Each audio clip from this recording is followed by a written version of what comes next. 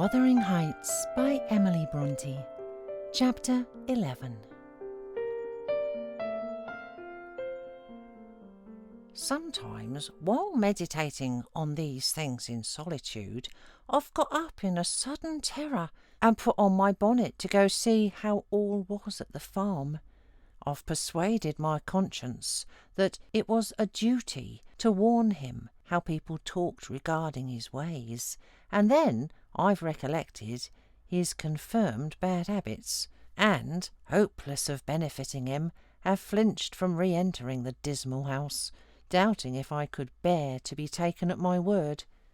One time I passed the old gate, going out of my way on a journey to Gimmerton. It was about the period that my narrative has reached. A bright frosty afternoon, the ground bare and the road hard and dry. I came to a stone where the highway branches off onto the moor at your left hand, a rough sand pillar with the letters WH cut on its north side, on the east G, and on the southwest TG. It serves as a guide post to the Grange, the Heights, and village. The sun shone yellow on its grey head, reminding me of summer, and I cannot say why, but all at once a gush of child's sensations flowed into my heart. Hindley and I held it a favourite spot 20 years before. I gazed long at the weather-worn block, and, stooping down, perceived a hole near the bottom still full of snail shells and pebbles, which we were fond of storing there with more perishable things, and, as fresh as reality, it appeared that I beheld my early playmate seated on the withered turf, his dark square head bent forward, and his little hand scooping out the earth with a piece of slate. "Poor Hindley!" I exclaimed. Involuntarily I started. My bodily eye was cheated into a momentary belief that the child lifted its face and stared straight into mine. It vanished in a twinkling, but immediately I felt an irresistible yearning to be at the Heights. Superstition urged me to comply with this impulse. Supposing he should be dead, I thought, or should die soon, supposing it were a sign of death. The nearer I got to the house, the more agitated I grew, and on catching sight of it, I trembled in every limb. The apparition had outstripped me. It stood looking through the gate. That was my first idea of observing an elf-locked, brown-eyed boy setting his ruddy countenance against the bars. Further reflection suggested this must be Hareton, my Hareton, not altered greatly since I left him 10 months since. "God bless thee, darling!" I cried, forgetting instantaneously my foolish fears. "Hareton, it's Nelly!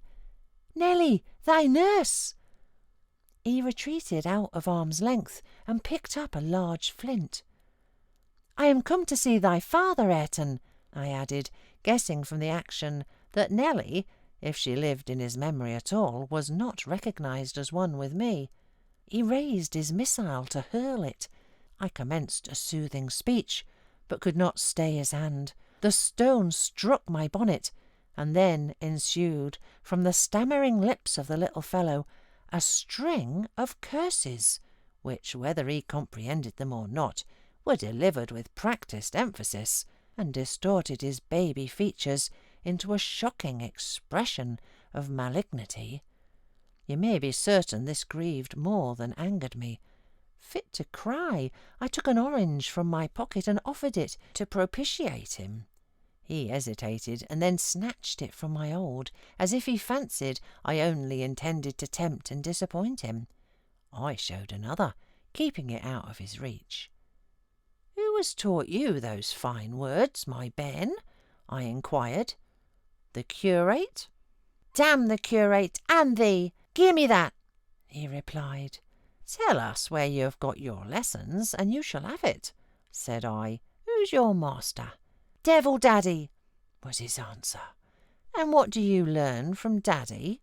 I continued. He jumped at the fruit. I raised it higher. "What does he teach you?" I asked. "Nowt," said he, "but to keep out of his gate. Daddy cannot bide me, because I swear at him." "Ah, and the devil teaches you to swear at Daddy?" I observed. "Aye, nay," he drawled. "Who then?"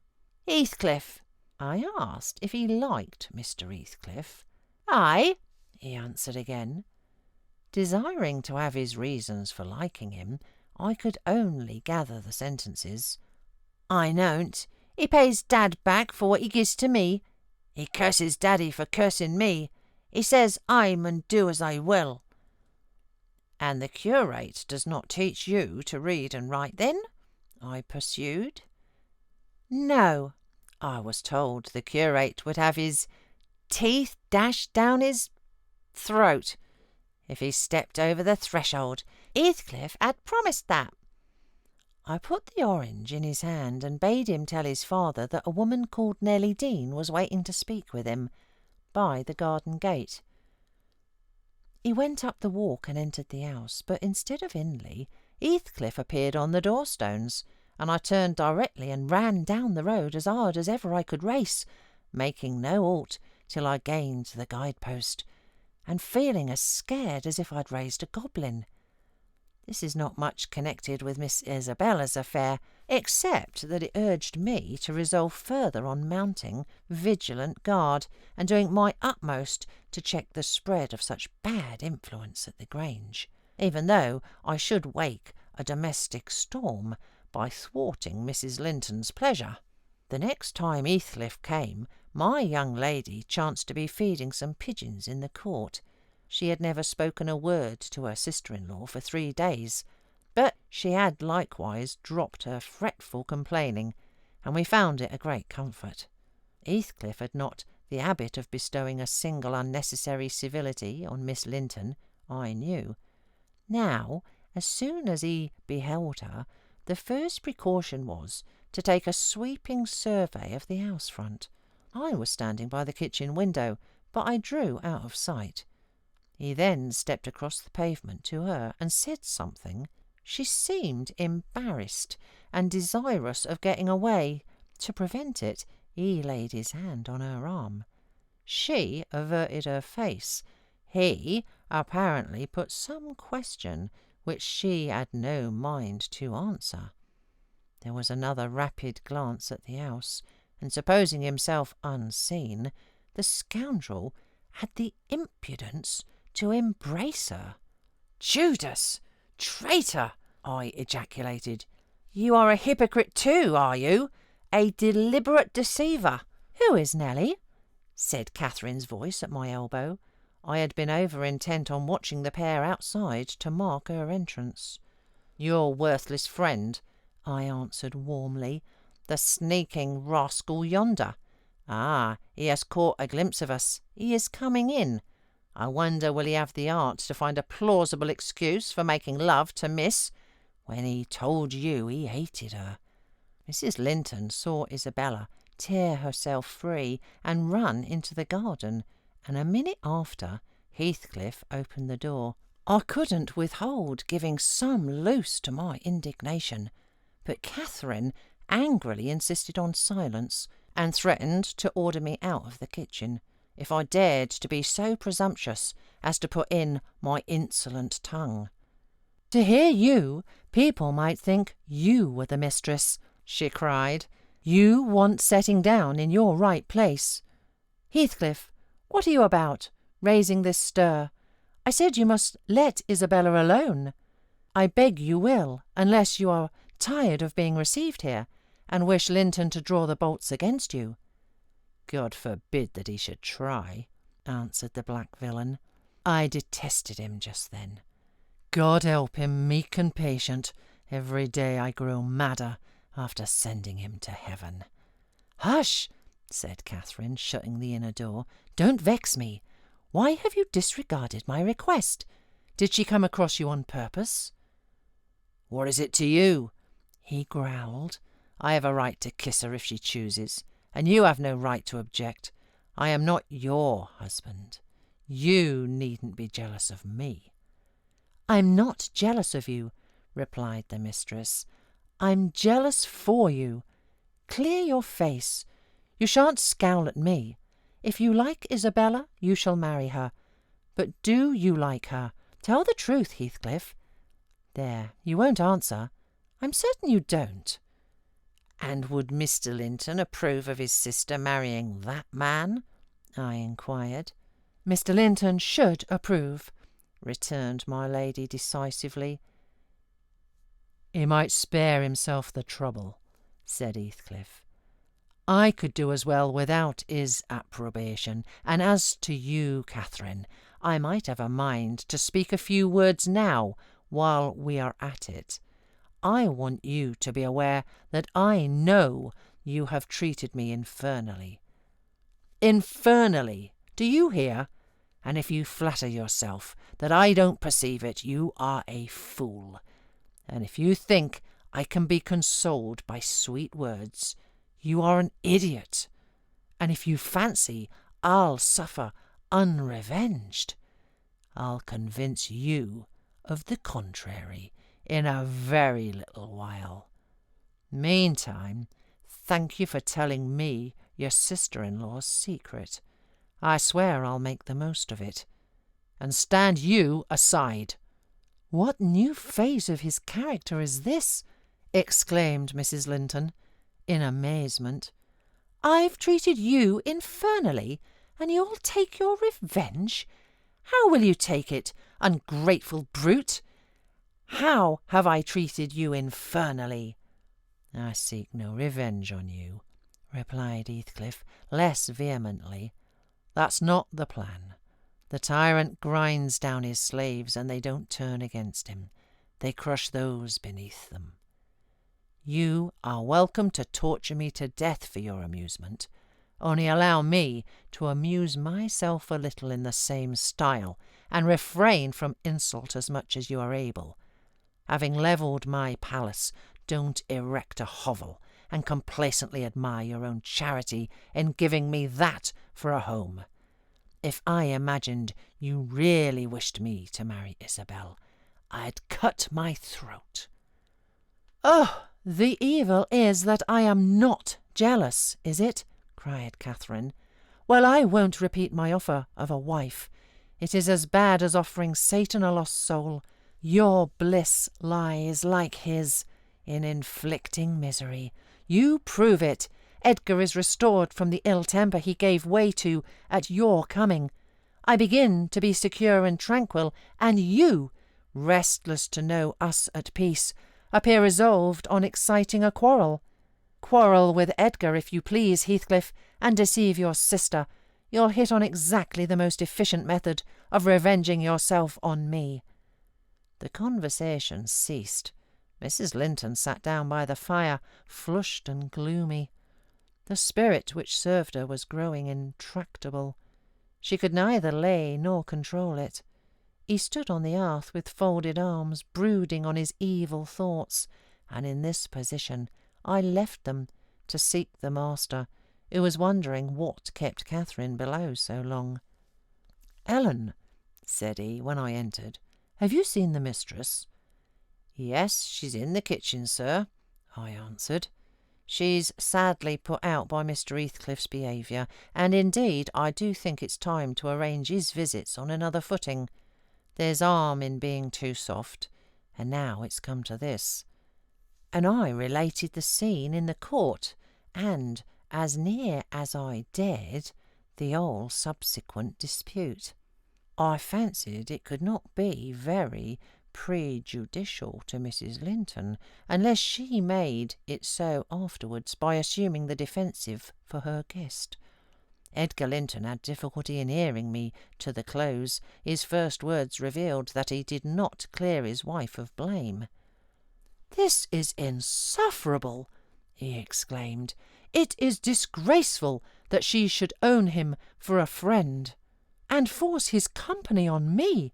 Call me 2 men out of the hall, Ellen. Catherine shall linger no longer to argue with the low ruffian. I have humoured her enough." He descended, and bidding the servants wait in the passage, went, followed by me, to the kitchen. Its occupants had recommenced their angry discussion. Mrs. Linton at least was scolding with renewed vigour. Heathcliff had moved to the window and hung his head, somewhat cowed by her violent rating, apparently. He saw the master first, and made a hasty motion that she should be silent, which she obeyed abruptly on discovering the reason of his intimation. "How is this?" said Linton, addressing her. "What notion of propriety must you have to remain here after the language which has been held to you by that blackguard? I suppose because it is his ordinary talk that you think nothing of it. You are habituated to his baseness, and perhaps imagine I can get used to it too. Have you been listening at the door, Edgar?" asked the mistress, in a tone particularly calculated to provoke her husband, implying both carelessness and contempt of his irritation. Heathcliff, who had raised his eyes at the former speech, gave a sneering laugh at the latter, on purpose, it seemed, to draw Mr. Linton's attention to him. He succeeded, but Edgar did not mean to entertain him with any high flights of passion. "I've been so far forbearing with you, sir," he said quietly. "Not that I was ignorant of your miserable, degraded character, but I felt you were only partly responsible for that. And Catherine wishing to keep up your acquaintance, I acquiesced, foolishly. Your presence is a moral poison that would contaminate the most virtuous. For that cause, and to prevent worse consequences, I shall deny you hereafter admission into this house, and give notice that I require your instant departure. 3 minutes' delay will render it involuntarily and ignominious." Heathcliff measured the height and breadth of the speaker with an eye full of derision. "Cathy, this lamb of yours threatens like a bull," he said. "It is in danger of splitting its skull against my knuckles, by God! Mr. Linton, I am mortally sorry that you are not worth knocking down." My master glanced towards the passage and signed me to fetch the men. He had no intention of hazarding a personal encounter. I obeyed the hint, but Mrs. Linton, suspecting something, followed, and when I attempted to call them, she pulled me back, slammed the door to, and locked it. "Fair means," she said, in answer to her husband's look of angry surprise. "If you have not the courage to attack him, make an apology, or allow yourself to be beaten. It will correct you of feigning more valour than you possess. No, I'll swallow the key before you shall get it. I'm delightfully rewarded for my kindness to each.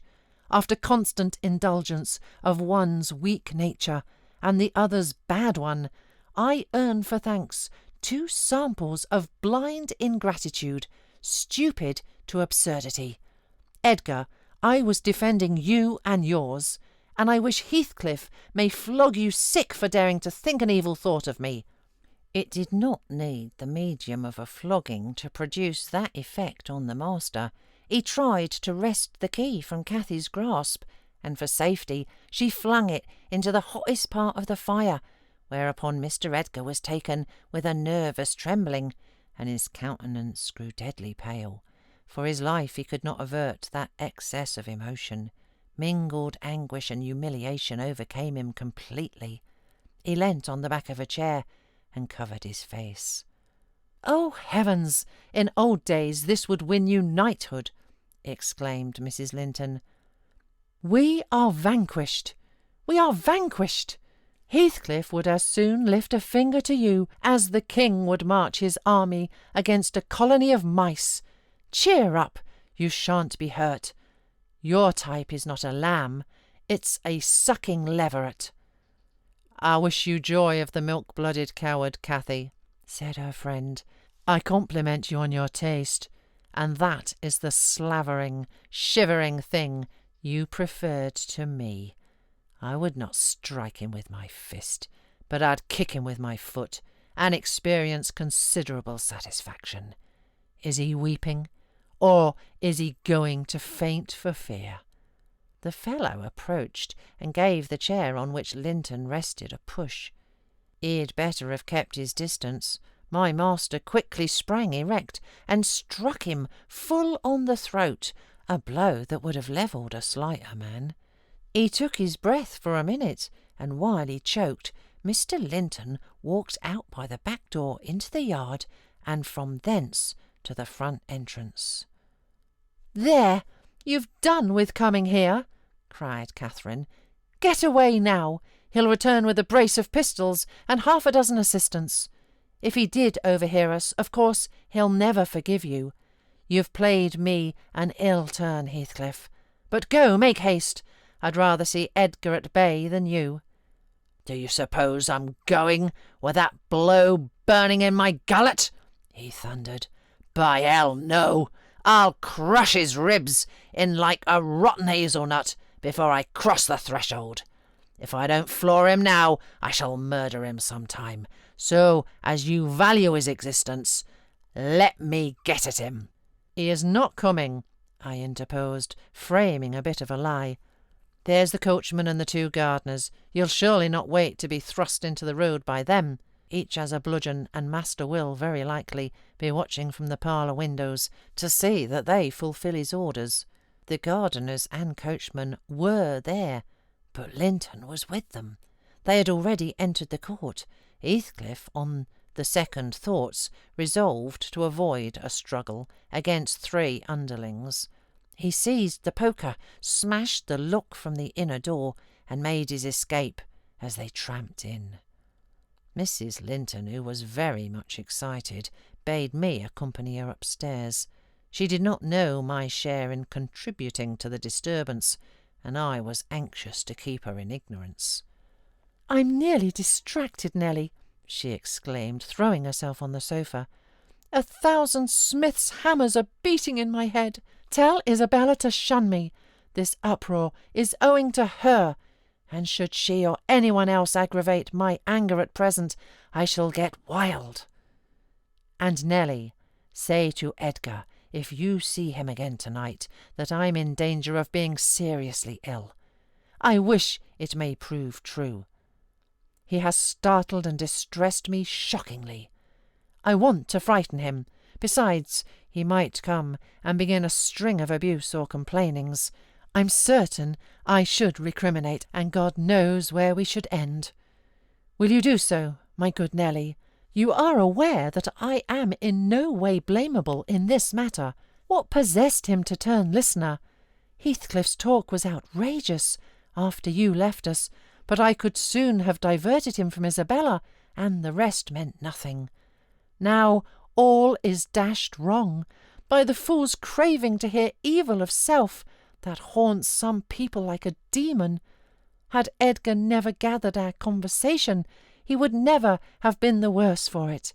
Really, when he opened on me in that unreasonable tone of displeasure, after I had scolded Heathcliff till I was hoarse, for him, I did not care kindly what they did to each other, especially as I felt that however the scene closed, we should all be driven asunder for nobody knows how long. Well, if I cannot keep Heathcliff for my friend, if Edgar will be mean and jealous, I'll try to break their hearts by breaking my own. That will be a prompt way of finishing all, but I am pushed to extremity. But it's a deed to be reserved for a forlorn hope. I'd not take Linton by surprise with it. To this point he has been discreet in dreading to provoke me. You must represent the peril of quitting that policy, and remind him of my passionate temper, verging, when kindled, on frenzy. I wish you could dismiss that apathy out of that countenance, and look rather more anxious about me. The stolidity with which I received these instructions was no doubt rather exasperating, for they were delivered in perfect sincerity, but I believed a person who could plan the turning of her fits of passion to account beforehand might be exerting her will, managed to control herself tolerably, even while under their influence, and I did not wish to frighten her husband, as she said, and multiply his annoyances for the purpose of serving her selfishness. Therefore I said nothing when I met the master coming towards the parlour, but I took the liberty of turning back to listen whether they would resume their quarrel together. He began to speak first. "Remain where you are, Catherine," he said, without any anger in his voice, but with much sorrowful despondency. "I shall not stay. I am neither come to wrangle nor to be reconciled, but I wish just to learn whether, after this evening's events, you intend to continue your intimacy with—" "Oh, for mercy's sake!" interrupted the mistress, stamping her foot. "For mercy's sake, let us hear no more of it now. Your cold blood cannot be worked into a fever. Your veins are full of ice water, but mine are boiling, and the sight of such chilliness makes them dance." "To get rid of me, answer my question," persevered Mr. Linton. "You must answer it, and that violence does not alarm me. I have found that you can be as stoical as anyone, when you please. Will you give up Heathcliff hereafter, or will you give up me? It is impossible for you to be my friend and his at the same time, and I absolutely require to know which you choose." "I require to be let alone," exclaimed Catherine furiously. "I demand it.